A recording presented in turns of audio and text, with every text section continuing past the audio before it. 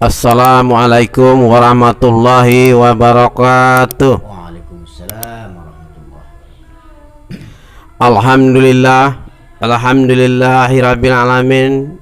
Allahumma shalli ala sayyidina Muhammadin wa ala alihi wa sahbihi ajmain, amma ba'du. Marilah kita panjatkan puji syukur kehadirat Allah Subhanahu wa taala yang telah memberi rahmat, berkah dan karunia-Nya kepada kita semua. Amin. Tak lupa pula kita bacakan salawat dan salam kepada junjungan kita Nabi besar Muhammad sallallahu alaihi wasallam yang telah memberi kehidupan kepada umat muslim dari alam yang gelap ke alam yang terang benderang saat ini. Mudah-mudahan kita dapat syafaat dari Nabi besar kita di yaumil akhir nanti. Dalam ini kita akan berbincang-bincang bersama Ustadz Azmi Khatib tentang masalah doa dalam kehidupan kita sehari-hari. Apa itu doa itu bagi kita dan buat yang lain-lainnya. Dengan ini kita akan langsung tanya jawab sama Pak Ustadz Azmi Khatib. Assalamualaikum Pak Ustadz. Waalaikumsalam warahmatullahi wabarakatuh. Ini mau nanya Ustadz masalah fungsi doa itu dalam kehidupan kita sehari-hari. Apakah doa yang baik itu kita bacakan, contoh setelah selesai sholat, mungkin kita ada dapat halangan di jalan, terus kita mungkin bisa saja ada orang lain yang nggak senang sama kita gitu. Nah, gimana itu doanya yang bagus, terus ya menghilangkan bala atau yang buruk-buruk lah terhadap diri kita. Ya itu cukup sekian Ustaz, tolong diterangkan. Bismillah walhamdulillah ala kulli halin wa ni'mah. Asyhadu an la ilaha illallah wa asyhadu anna Muhammadar Rasulullah. Allahumma salli ala Sayyidina Muhammad wa ala ali Sayyidina Muhammad. Baiklah, pertanyaan dari saudara Nasrul atau Ajo Nasrul tentang fungsi doa di dalam kehidupan sehari-hari. Kalau fungsi doa pada diri kita itu adalah kepala. Jadi doa rasul ibadah kata Nabi. Doa itu adalah kepalanya ibadah. Jadi kalau kita sholat, kita puasa, kita zakat, kita haji nggak berdoa, ya sama kita nggak punya kepala. Itu fungsi doa pada badan kita. Fungsi doa pada ibadah kita adalah kepala. Tapi kalau fungsi doa dalam kehidupan, ya, sesuai dengan apa yang disampaikan Rasulullah, ad-doa daf'ul bala wa jalbur rizki. Doa itu adalah untuk menolak bala atau sesuatu yang kita benci, sesuatu yang kita tidak inginkan, atau sesuatu yang tidak mau mengenai diri kita, atau memperlancar sesuatu yang kita inginkan. Kayak kita dagang larisnya banyak, keluarga akur, dengan saudara akur, baik-baik saja. Itu adalah salah satu fungsinya doa. Jadi doa ini fungsinya sangat vital sekali, sangat penting sekali. Maka Rasulullah SAW mengajarkan di setiap aktivitas kita doa. Keluar rumah kita disuruh doa, masuk pasar kita disuruh doa, masuk masjid kita disuruh doa, bahkan masuk WC saja ada doanya. Ya. Allahumma inni a'udzubika minal khubusi wal khaba'is. Itu doa masuk WC. Ya Allah, aku berlindung kepadamu dari godaan setan laki-laki dan setan perempuan. Ini doa, mau makan doa, mau tidur doa. Maaf nih, kalau mau hubungan sama istri juga doa, supaya anaknya nggak terindikasi nanti kelakuannya kayak Dajjal. Doa. Itu salah satu fungsi daripada doa dalam kehidupan. Nah, satu lagi Ustaz nih, kan ada doa orang suka baca tentang masalah nahi dan mungkar. Kadang doa itu kita baca sedangkan kita berbuat yang bertentangan dengan hati nurani kita. Itu hukumnya ke kita bagaimana, ke orang yang kita doakan itu bagaimana Pak Ustaz? Maksudnya kita berdoa kepada Allah Subhanahu wa Ta'ala supaya kita terhindar dari bala, ya, atau kejelekan, sementara kita berbuat sesuatu yang mengundang bala atau kejelekan, gitu ya.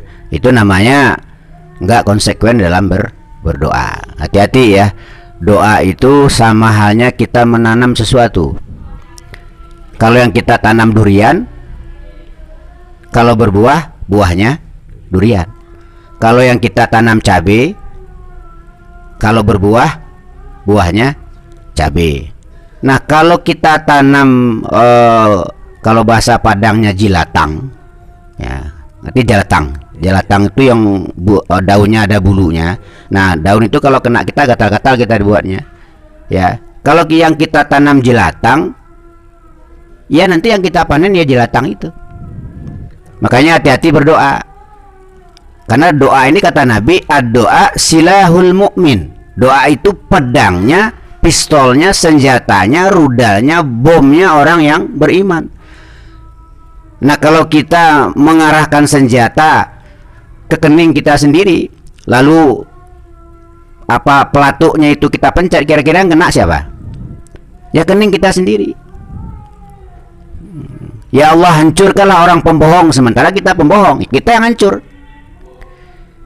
Ya Allah, hancurkanlah orang munafik, sementara kita sendiri munafik, ya kita yang hancur, karena kita yang minta sama Allah. Hati-hati dalam berdoa. Jadi doa itu harus yang baik-baik saja, ya. Kalau kita berdoa, mintalah rahmat pada Allah. Kalau ada orang jelek sama kita, kurang ajar sama kita, mintakan dia sadar, ya Allah, berilah dia kesempatan untuk bertobat, panjangkan umurnya, murahkan rezekinya. Itu doa yang luar biasa. Nah, bagaimana kalau kita didoakan jelek oleh orang lain? Ya, itu sedekah kita. Ya, kenapa? Karena kesulitan, kepayahan, kepahitan bagi orang yang beriman itu adalah kafaratuz dzunub. Kita kesulitan mencari nafkah untuk keluarga kita, itu kafarat dosa kita yang berlalu. Allah beri kesulitan itu, dengan sebab itu Allah ampuni dosa-dosa kita yang udah lewat. Itu berarti kita diperhatikan oleh Allah Subhanahu wa Ta'ala. Jadi orang yang diperhatikan Allah, orang yang disayang Allah, di saat dia berbuat kesalahan, Allah hukum dia. Tetapi kalau orang yang dibenci Allah, orang yang dimarahi Allah, di saat dia berbuat kesalahan, malah ditambah nikmatnya. Akhirnya dia tidak menyadari kesalahannya. Kira-kira begitu. Satu lagi Ustaz, itu doa-doa tuh yang mustajab kapan itu Ustaz? Waktunya apa? Tengah malam, apa siang hari biasa, apa bagaimana? Apa kita dalam kesusahan gitu kan? Biasanya kan orang kalau dalam kena musibah doanya ya kayak bagaimanalah gitu kan. Nah, tapi setelah dia berhasil apa gimana tuh agak santai lah gitu kan. Nah, itu kan dalam kehidupan sehari-hari itu Ustaz ya. Ya kadang kan ada orang berdoa itu ya tujuannya dari positif, doanya negatif, tapi dia sendiri tidak melihatkan doa yang positif itu dalam tingkah laku sehari-hari itu bagaimana tuh Ustaz? Jadi inti pertanyaannya adalah